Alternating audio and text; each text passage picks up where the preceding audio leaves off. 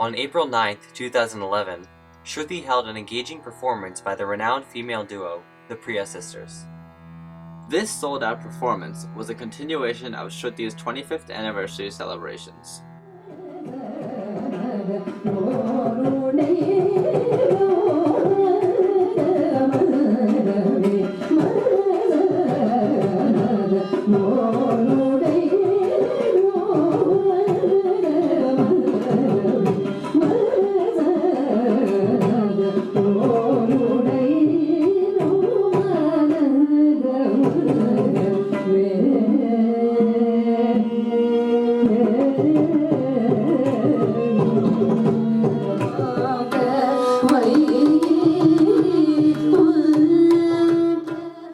The renowned musical duo, the Priya Sisters, have created impressive waves in the sphere of Carnatic music in recent years.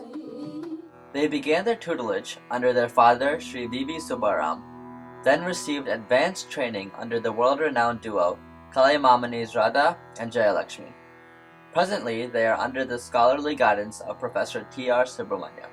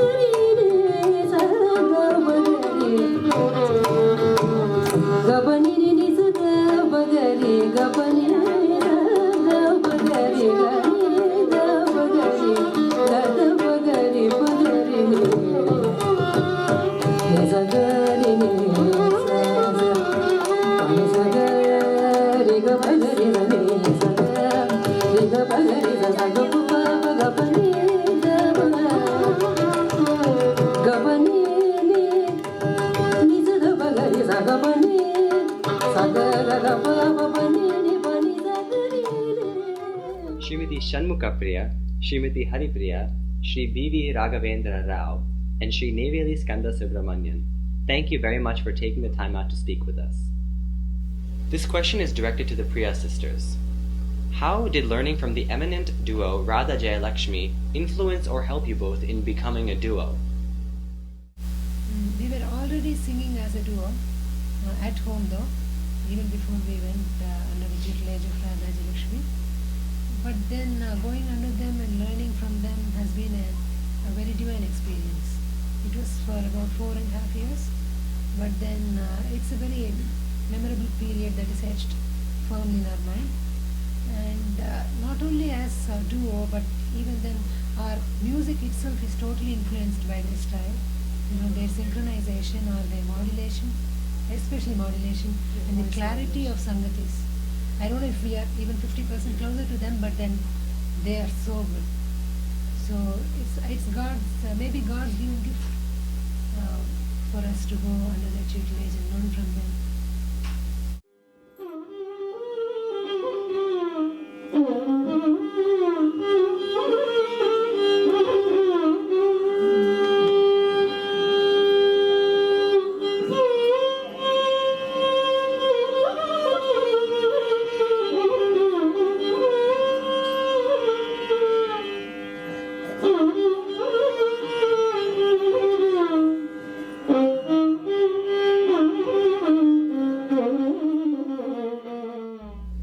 Sri B.V. Raghavendra Rao.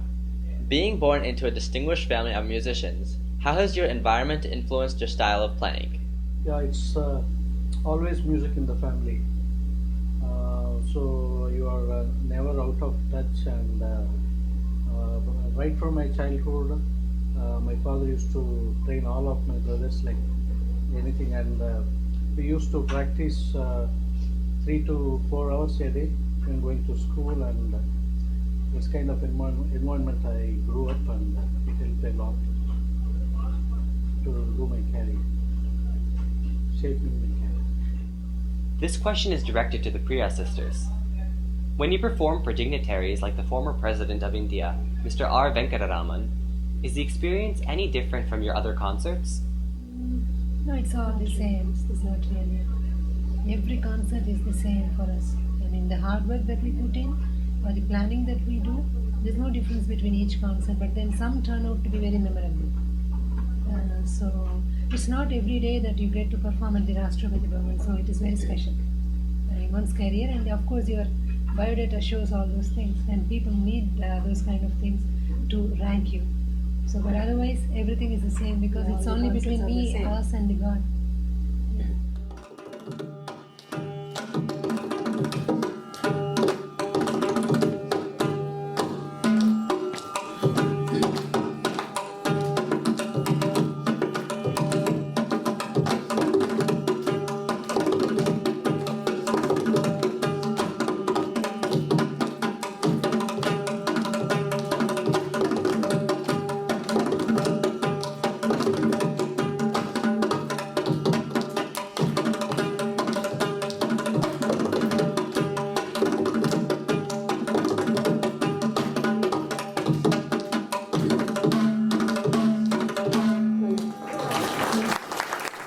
Shri Neyveli Skanda Subramanian, sir. Could you elaborate on what the Government of India Scholarship is, what it entails, and how it has affected you as an artist? After completing my diploma in mechanical engineering, I came to Chennai to study at Mr. Mridangam Master Bharatiya sir. He only suggested to apply for that scholarship, Government of India scholarship. I want to tell that T.R. sir was the judge at that time. T.R. Subramanian sir, he only selected actually, and it's purely because of Bharatiya sir's advice. And I got the scholarship and I got extension too. And I learned from, by God's grace, end of silence. Priya Sisters. You are well known for traditional Carnatic singing as well as for lighter compositions like Annamacharya Kritis. How do you successfully balance these dichotomous styles? Annamacharya Kritis mostly we sing towards the end of the concert, the Tukra section, and some of the Kritis we can also sing in the main part. So we balance depending on the audience. If there are more Telugu speaking audience, we try to include more of Annamacharya Kritis. It's like the basic, the training is the same. Carnatic music is the base, even for the semi-classical or the lighter things that we sing towards the end. It's only, we classify the ragas as lighter ones or the, weighty ones. In fact, we sang today, the Varnam was in Behag, which is considered to be in the Tukra section. But our Guruji composed it that used the raga and incorporated all the nuances into a Varnam. So basically the base is Carnatic music tradition.